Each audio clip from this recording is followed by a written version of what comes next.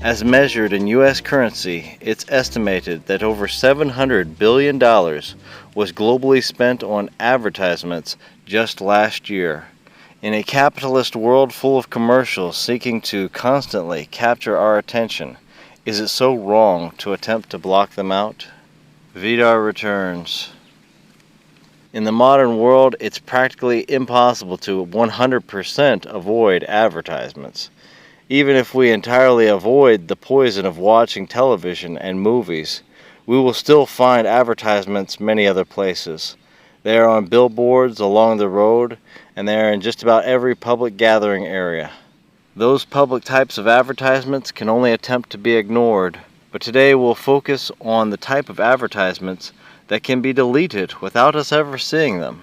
Generic digital advertisements on our own devices.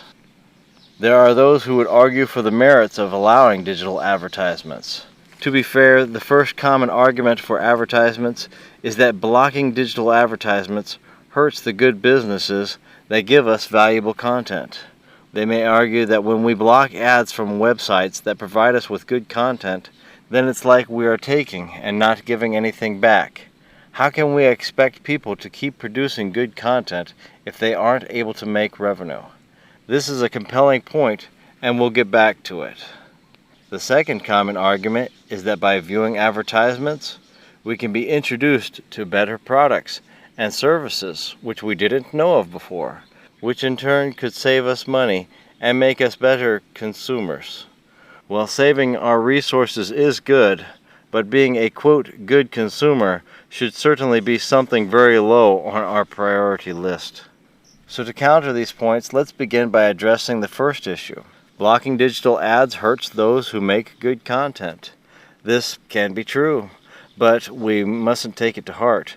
Most of these content creators are not in control of their advertisements, and while the creator may wish to provide something valuable for us, there is no such ambition from their advertisers, and they have no moral obligation to do so. Just about every one of us has seen some digital advertisement trying to sell us some product to artificially enhance our sex life.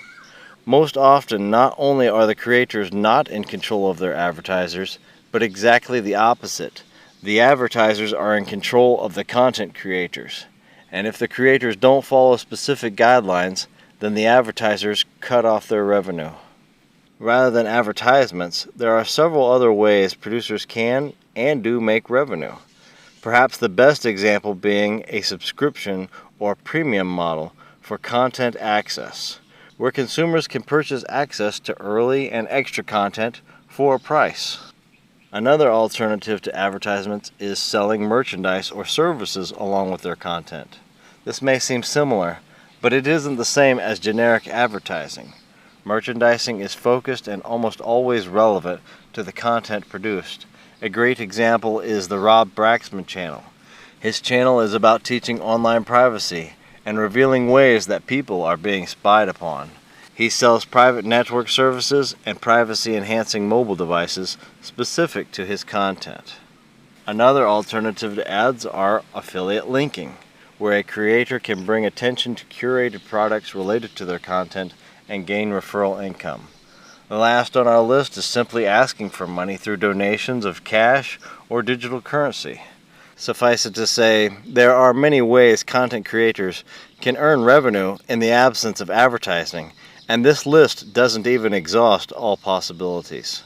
The second argument for ads was that it can introduce us to better products or services.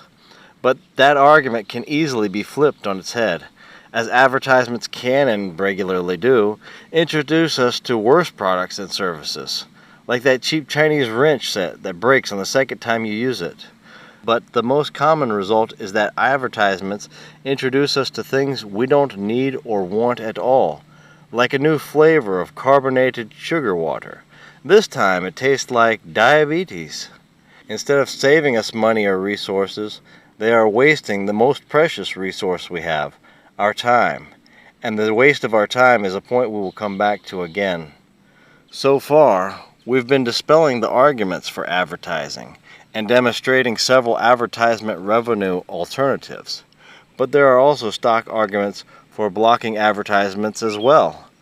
Firstly, save time with faster loading of information and content.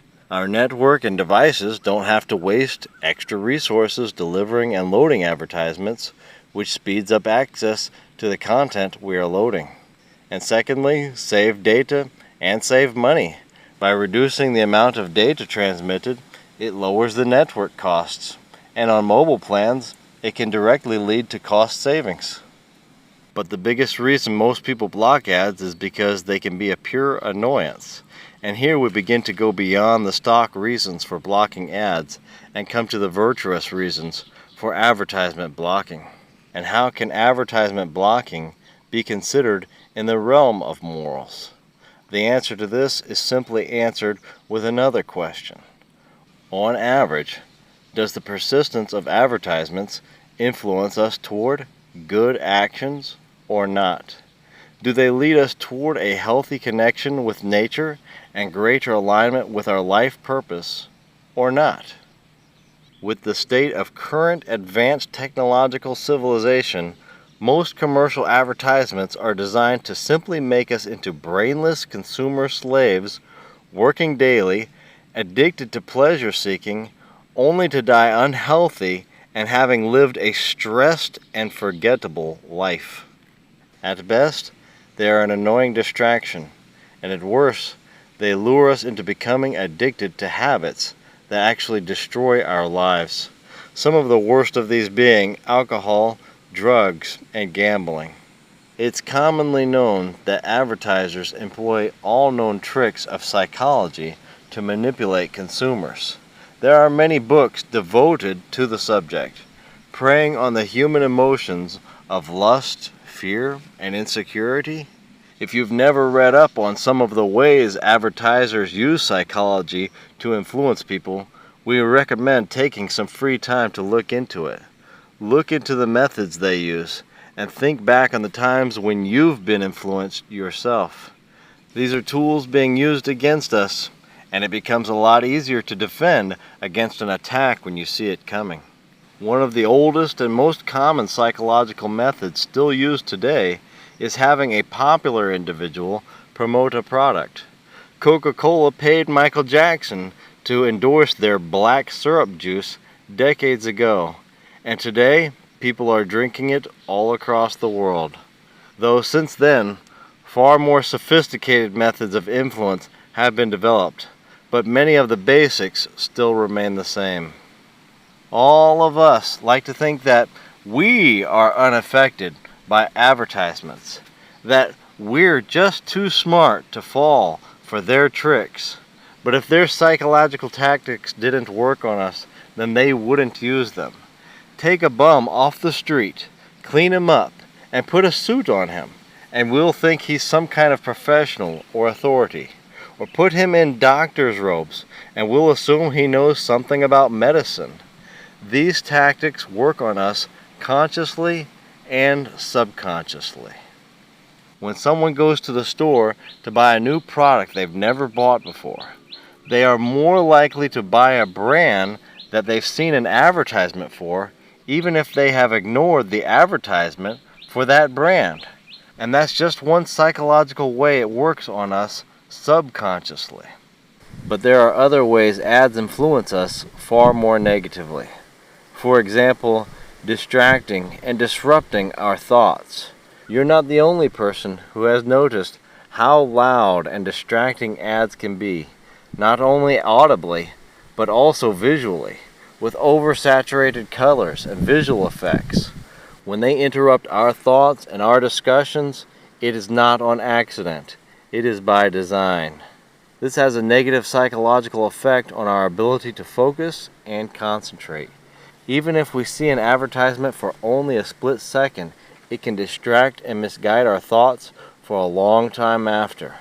Our most valuable resource, time, again becomes wasted. Rather than be concentrated on things we must do, our thoughts are pulled into some kind of distraction that adds no value to our lives. Another way ads have a negative psychological effect on us is through creating illusions or false perceptions of reality. The most classic illusion is that of human appearance. We are constantly delivered visuals of how an ideal human should look. Not only every woman displayed with full facial makeup, but also men with full facial makeup. You know who else wears a full face of makeup? A clown. They also give us false perceptions of how people behave together and live together, subliminally normalizing materialism, promiscuity, homosexuality, and several other forms of degeneracy. And let us not forget about all the spying and tracking of advertising networks. We won't even delve into that topic today, as it would entirely require its own full recording. In summary, this recording is primarily about the moral case against advertisements and why we should attempt to block them whenever possible. That not all, but the majority of advertisements in the modern world are overwhelmingly negative to our psychology and state of mind. Advertisers are not obligated to follow any moral code, and they will use any psychological tactics they can to manipulate us into consuming machines that slave for the system. Good digital content creators can and should generate revenue by using the many other alternatives to advertising. None of us are immune to the negative effects of loud, disturbing advertisements. They cause us to lose focus, disturb, and overstimulate our mental state. Not all distractions and disturbances in life can be avoided, but we can at least attempt to eliminate those that are created intentionally. And for the unavoidable distractions in life, subscribe to this channel. In our next recording, we will discuss ideas on calming meditation and exercising focus in the mind. We should always strive to stay connected with our life purpose, doing good and promoting good in the world. Work on prioritizing thoughts of excellence. Now's the time, if you haven't seen our previous recording titled Channeling Your Rage, Sanity in an Insane Society. Link in the description. Also follow now to stay updated with all our content. We're on Steemit, Gab, Minds, and Odyssey networks, and live chat on the Matrix and Session networks. Links for everything in the description. We send out love to all our brothers and sisters. Stay blessed. VidarReturns.